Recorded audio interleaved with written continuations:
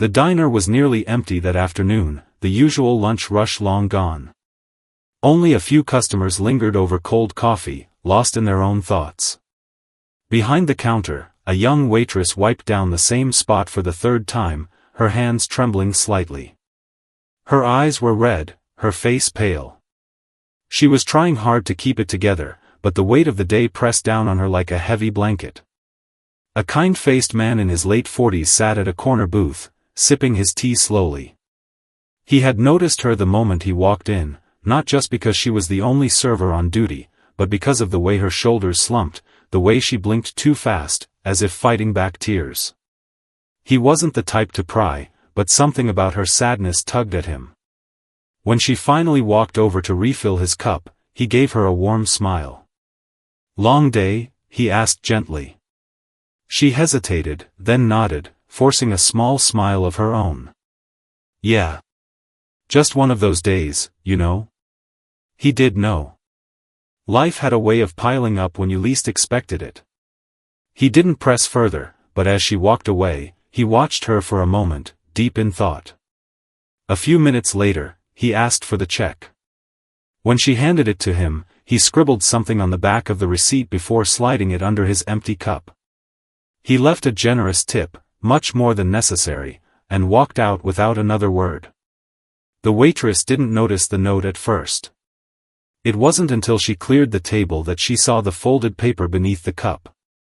Curious, she opened it. Her breath caught as she read the words. "Whatever's hurting you today won't last forever. You're stronger than you think. Keep going." Tears welled up again, but this time, they weren't from despair. Someone had seen her. Someone had cared enough to remind her she wasn't alone. She didn't know who the man was or why he had written those words, but in that moment, it felt like a lifeline. She tucked the note into her pocket, a small spark of hope flickering inside her. Maybe, just maybe, things would get better. Little did she know, that simple note was only the beginning. The rest of the waitress's shift passed in a blur. The note stayed in her pocket, its words replaying in her mind like a quiet mantra. "You're stronger than you think." She wasn't used to kindness, not lately, anyway. Life had been harsh, throwing one problem after another at her. Bills piling up, her car breaking down, and now, the news from earlier that morning that had sent her spiraling. But those words, they felt like a tiny light in the dark. At closing time, she counted her tips, fingers pausing when she reached the extra bills the man had left. Her throat tightened. It wasn't just the money, it was the fact that a stranger had seen her pain and done something about it. She didn't even know his name. As she stepped out into the cool evening air, she pulled the note out again, reading it under the dim glow of a streetlight. A part of her wondered if she'd ever see him again. Maybe he was just passing through town. Or maybe he came here often. She hadn't noticed him before, but then again, she'd been too wrapped up in her own struggles to pay much attention to the customers lately. Meanwhile, the man walked home, hands in his pockets, lost in thought. He didn't consider himself special, just someone who'd lived long enough to recognize when another person was drowning. He'd been there himself, years ago. A single moment of kindness from a stranger had pulled him back from the edge once. Maybe this was his way of passing that on. He didn't expect anything to come of it. Just a note, just a few dollars. Small things. But sometimes, small things mattered more than anyone realized. The next morning, the waitress arrived at work earlier than usual. Something had shifted in her, a quiet determination. She tied her apron a little tighter, smoothed her hair, and took a deep breath. The problems hadn't disappeared overnight, but that note, it had given her a flicker of strength. When the lunch crowd trickled in, she caught herself glancing at the door every time it opened. Part of her hoped the kind man would return, though she wasn't sure what she'd say if he did. "Thank you" didn't feel like enough. Then, halfway through her shift, the door swung open, and there he was. Same gentle eyes, same calm presence. He didn't make a show of it, just took a seat at a booth near the window like any other customer. Her heart jumped. Should she say something? Would he even remember her? Before she could decide, another customer waved her over.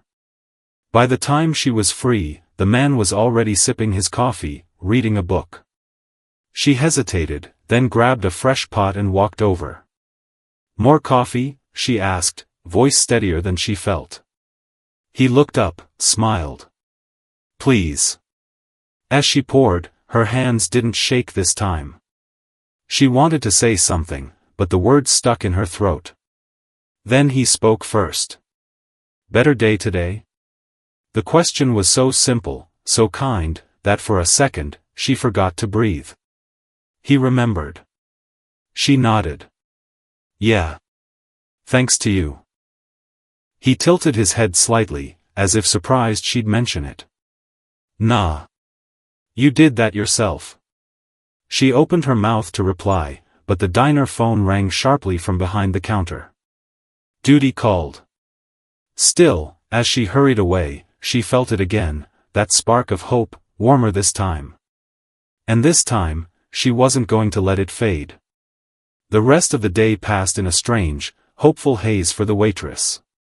Every time she walked past the man's table, she stole a quick glance, noticing the way he occasionally looked up from his book to watch the world outside the window. He seemed peaceful, like someone who had learned how to carry life's weight without letting it break him. When he finally asked for the check, she hesitated before handing it over. "You didn't have to do what you did yesterday," she said quietly. "But, it helped.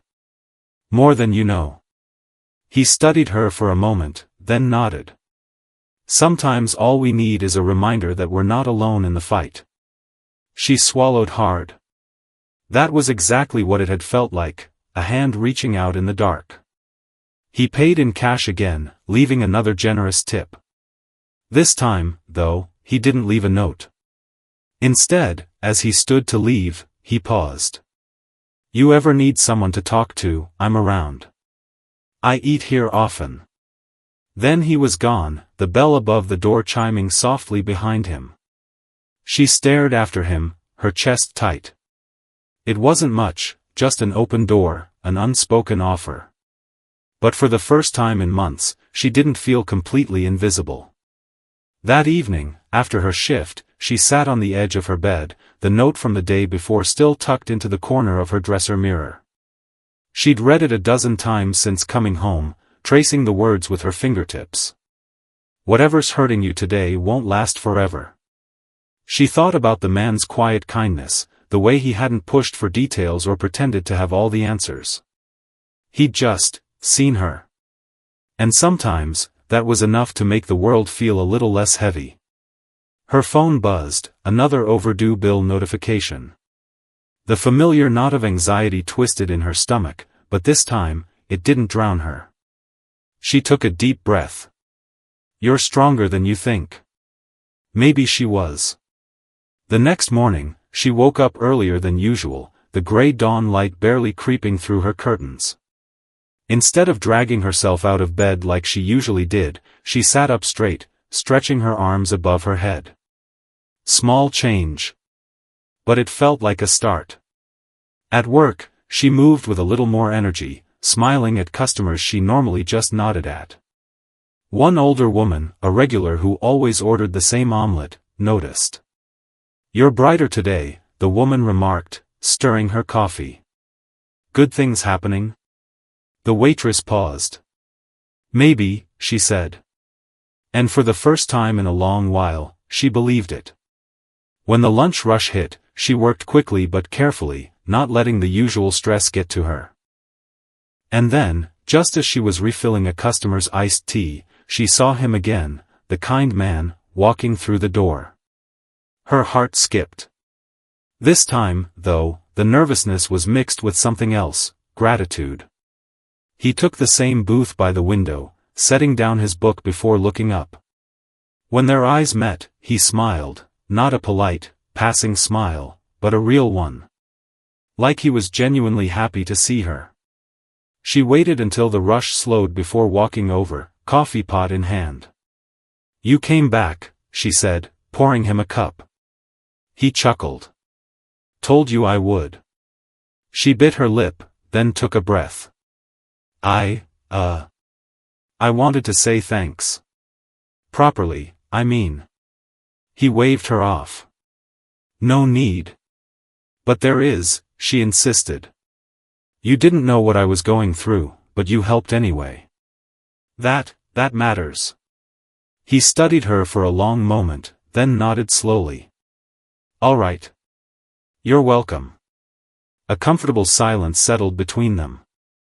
Then, before she could lose her nerve, she asked the question that had been burning in her mind since yesterday.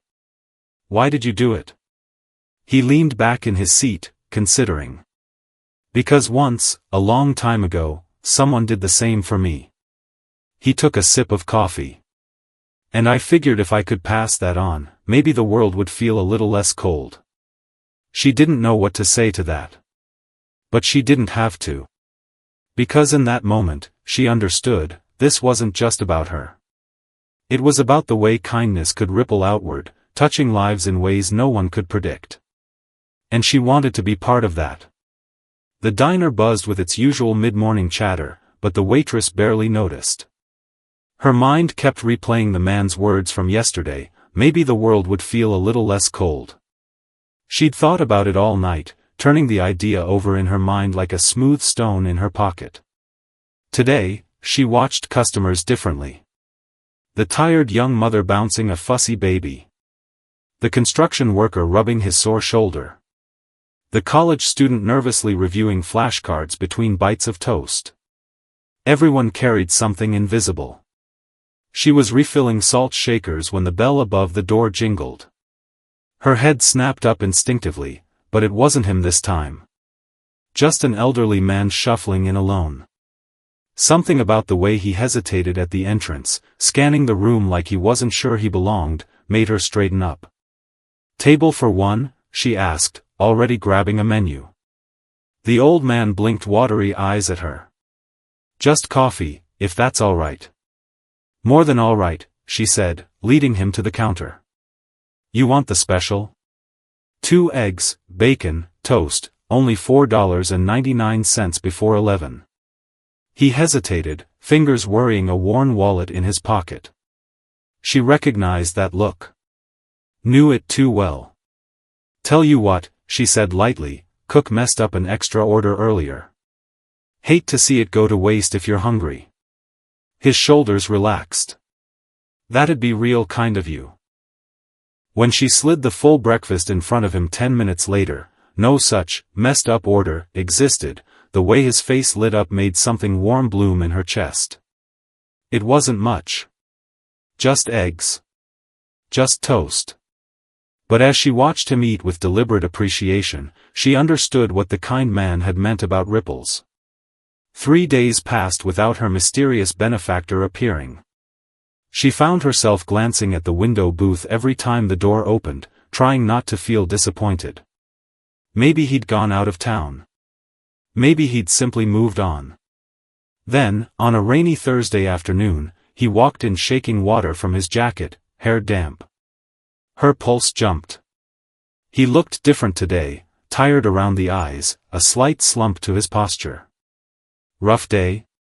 The question slipped out before she could stop herself, echoing his own words to her that first time. He gave a quiet huff of laughter. That obvious? She brought his usual coffee without asking. Want to talk about it? For a second, she thought he might decline. Then he sighed. Found out my sister's sick. Nothing dire, but, makes you think, you know? She did know. All too well. Without thinking, she reached out, squeezing his shoulder. The gesture surprised them both. Sorry, she said quickly, pulling back. Don't be. He covered her hand with his briefly before she could retreat. Thank you. The simple gratitude undid her somehow. Here was the man who'd changed everything with a scrap of paper, now needing comfort himself. Life had a funny way of circling back. She surprised herself again by sliding into the booth across from him. Tell me about her. Your sister. He blinked, then smiled, really smiled, for the first time since walking in. As he spoke about childhood shenanigans and hospital visits and stubborn sibling pride, the waitress listened, really listened. Not because she had to. Because she wanted to. The rain pattered against the windows. Coffee steamed between them. And in that ordinary diner booth, something extraordinary happened. The giver became the receiver, the helper became the helped. When his phone buzzed, a text from his sister, he explained, she stood to give him privacy. But he caught her wrist lightly. Stay, he said. Please. So she did. That night, as she counted her tips at the sticky diner counter, the cook nudged a to-go container toward her. For your friend, he grunted. On the house. She peeked inside, chicken soup, still warm. Her throat tightened. Wordlessly, she grabbed a pen and sticky note from her apron. For your sister, she wrote. Then, after a pause, added, tell her it's from someone who understands. She didn't sign it. Didn't need to.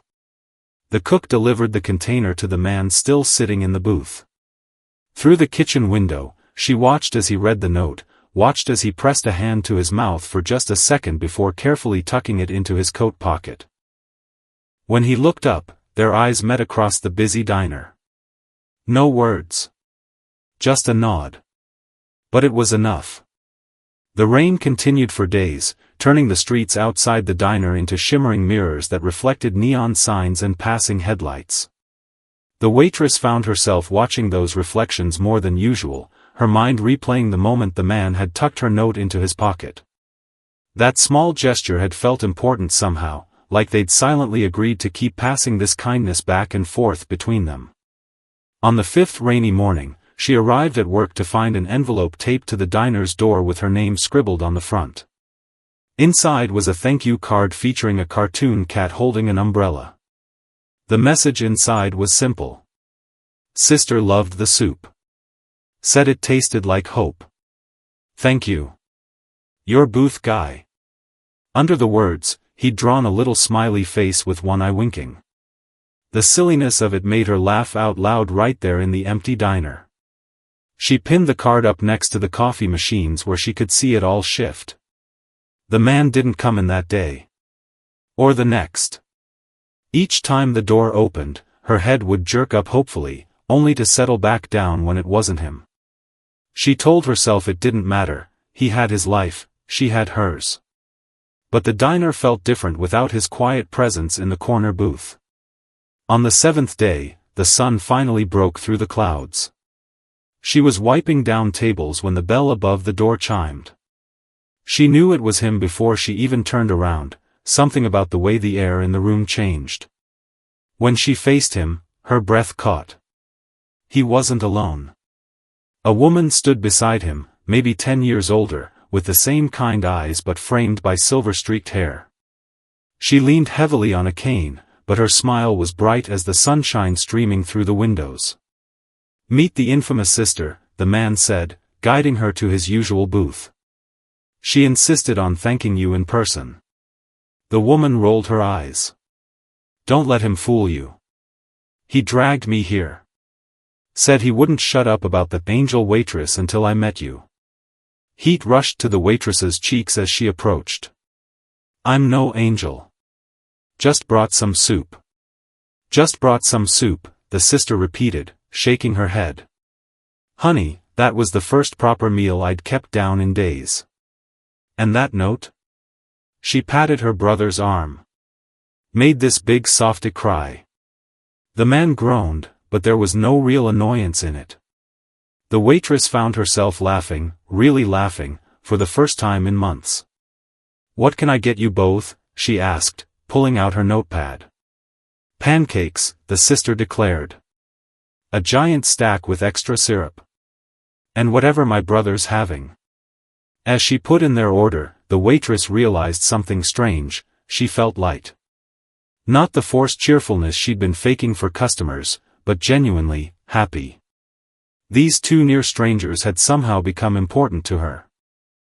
The trio fell into an easy rhythm over the next hour.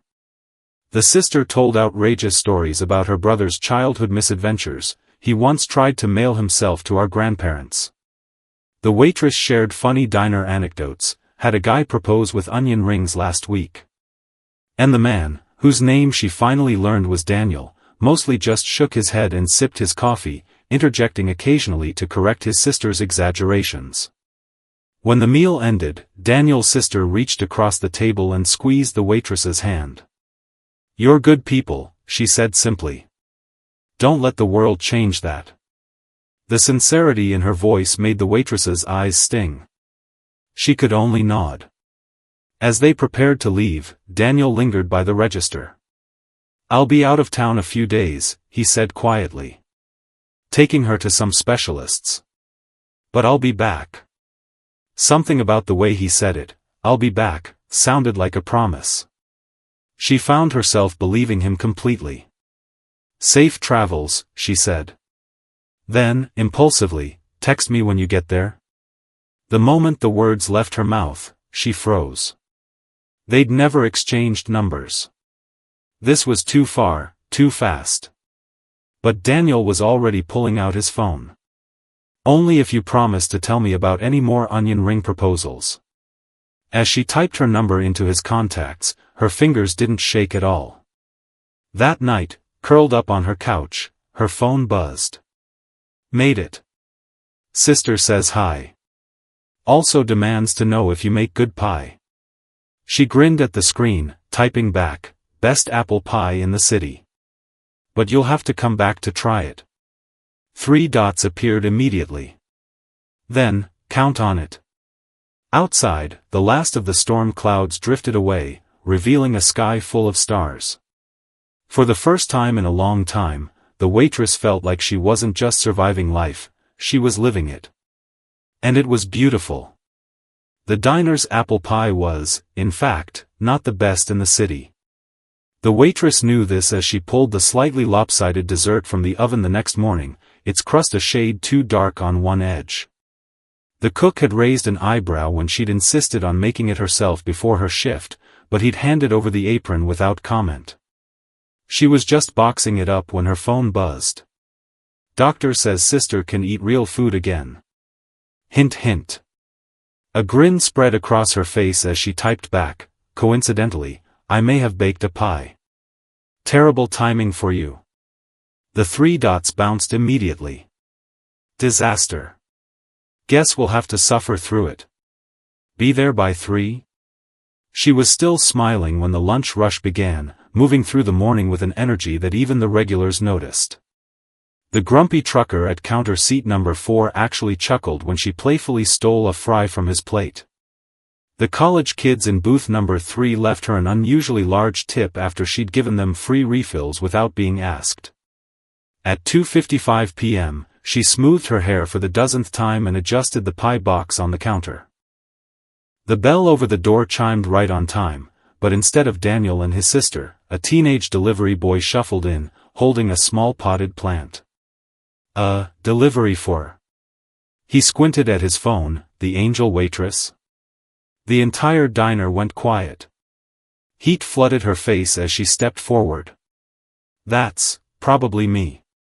The kid thrust the plant at her, a cheerful yellow daisy in a blue ceramic pot, along with an envelope. As she opened it, a familiar scrawl greeted her. "Sister's appointment ran late.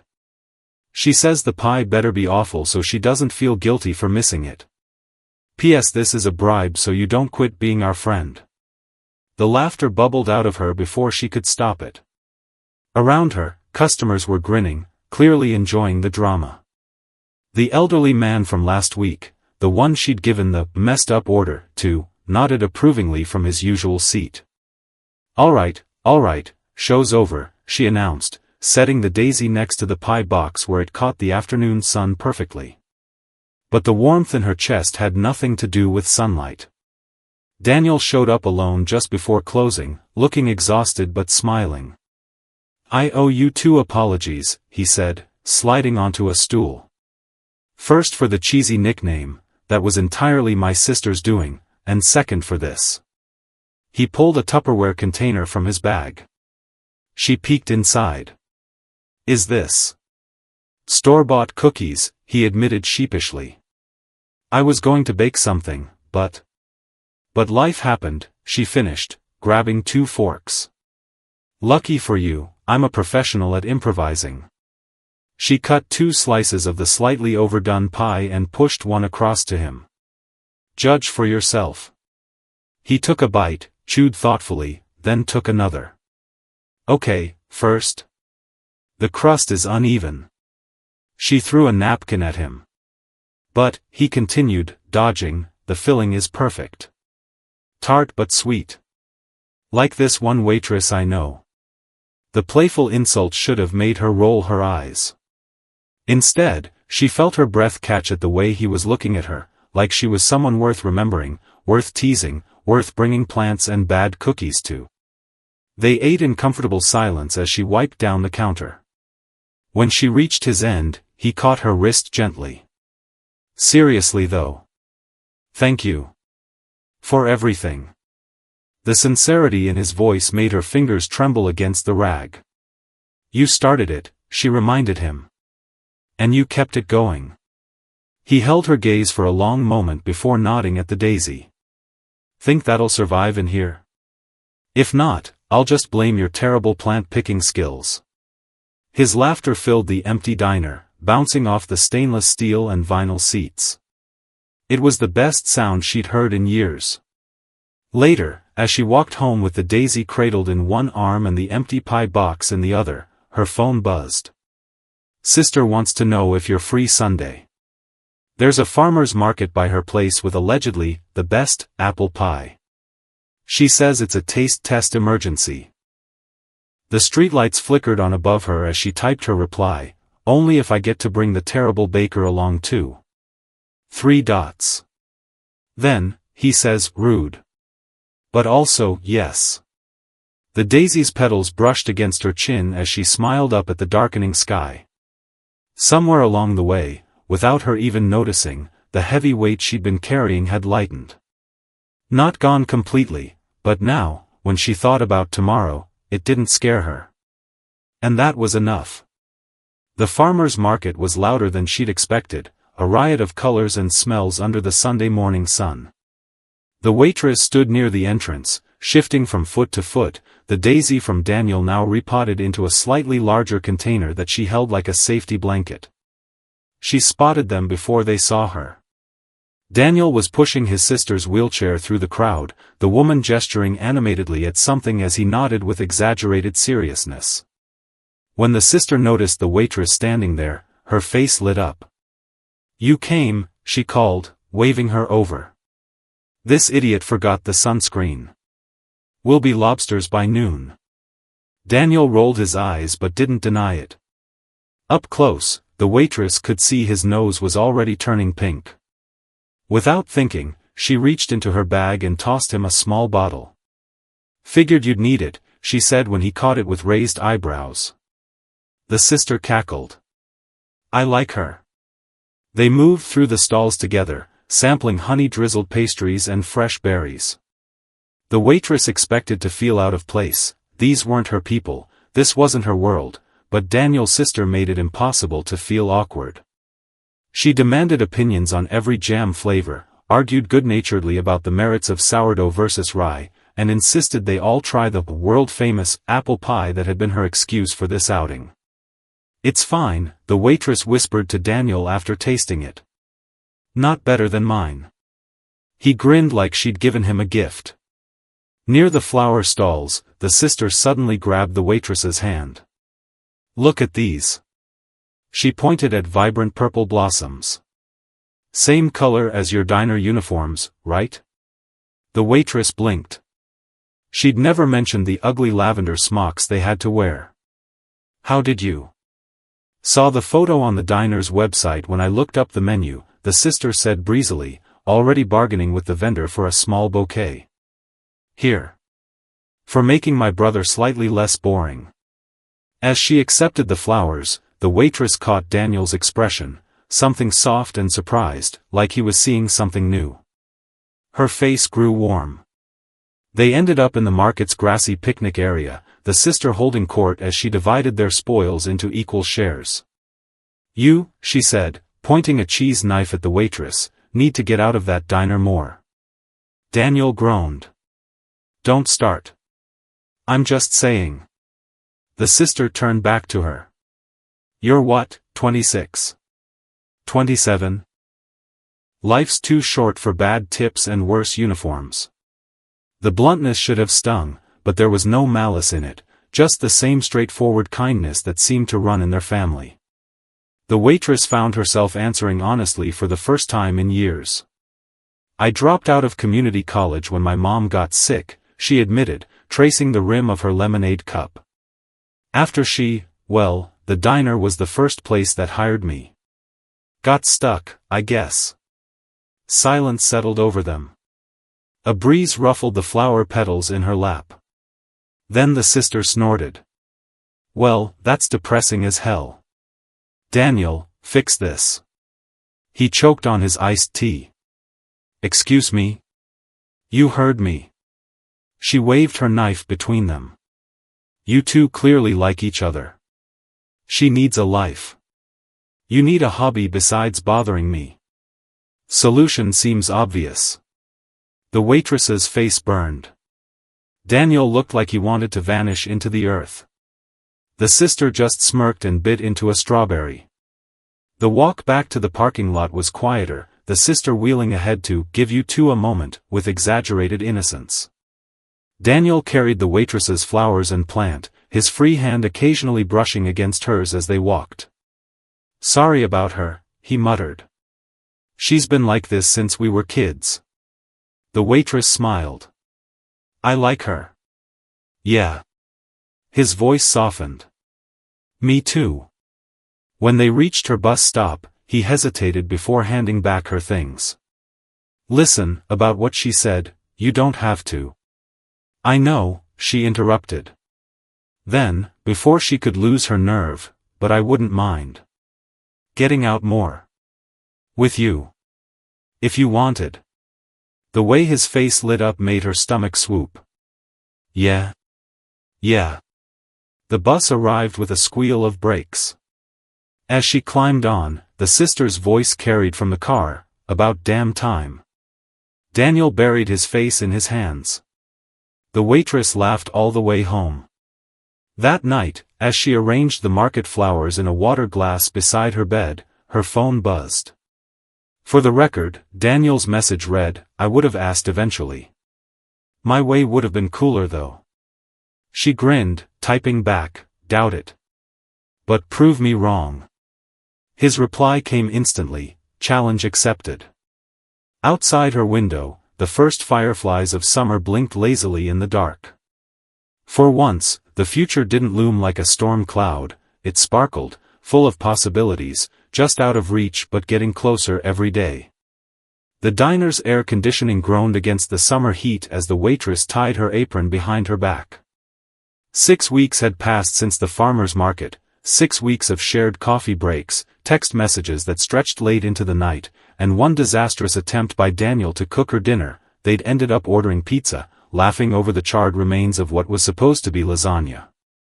She was refilling the sugar dispensers when the bell above the door jingled. Not Daniel, he wouldn't be in until after his sister's physical therapy appointment. But a woman in a sharp pantsuit holding a clipboard. "Are you the manager?" the woman asked. The waitress shook her head. "Just a waitress. But he's in the back, I can get him." The woman smiled. "Actually, I'm here about you." She slid a business card across the counter. "Lena Cho, Director of Operations, City Youth Culinary Program. We've had multiple reports about an angel waitress at this location." Heat rushed to her face.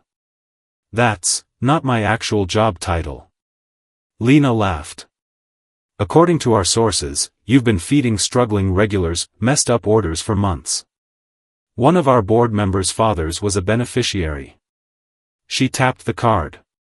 "We'd like to offer you a paid apprenticeship.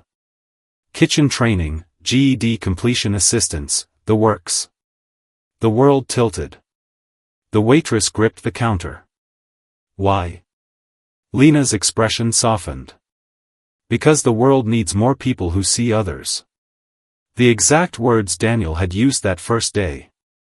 She was still staring at the card when Daniel rushed in 2 hours later, hair sticking up like he'd been running his hands through it. Sorry I'm late, sister's PT ran over, then she insisted we stop for. He froze, noticing her expression. What happened? Wordlessly, she handed him the card. His face went through 6 emotions at once before settling on fierce pride. Told you you were special. I didn't say yes yet. Why not? The question hung between them. She looked around at the cracked vinyl seats, the coffee stains on the counter, the familiar rhythms of the only stability she'd known for years. Leaving felt like jumping off a cliff. Daniel gently turned her face toward him. Hey. You taught me something, you know. What? That it doesn't take much to change someone's life. His thumb brushed her cheek. A note. A pie. Just showing up. He nodded at the card. Now let them help you like you've helped everyone else. Tears blurred her vision. For once, she didn't fight them. The next month passed in a whirlwind, paperwork, orientation, her last shifts at the diner where regulars hugged her goodbye. The cook slipped her his famous chili recipe with gruff instructions to not mess it up. Even the manager, usually all bark, gave her an awkward pat on the shoulder and said, "Don't be a stranger." Daniel and his sister helped her move into the program's dorm-style housing. The sister insisted on hanging the daisy plant by the window for sunlight, and covertly stuffed $200 into her pillowcase. Daniel just held her hand tightly as they left, his silent support more comforting than any words. On her first day of classes, she arrived early, stomach fluttering. The commercial kitchen gleamed with possibilities, and terrors. What if she failed? What if? Her phone buzzed. A photo from Daniel, him and his sister making ridiculous faces, holding up a sign that read breaking news, local woman about to be amazing. She was still laughing when Lena approached. Ready? Tucking the phone into her pocket like a talisman, she nodded. Yeah. I think I am. Months later, on a crisp autumn evening, Daniel's sister hosted a dinner party to celebrate her clean bill of health. The waitress, now a culinary student with 3 certifications, brought dessert, an apple pie with perfectly golden crust. As they sat around the table, Daniel's sister raised her glass. To second chances, she said, eyes shining. To paying attention, Daniel added, squeezing the waitress's hand.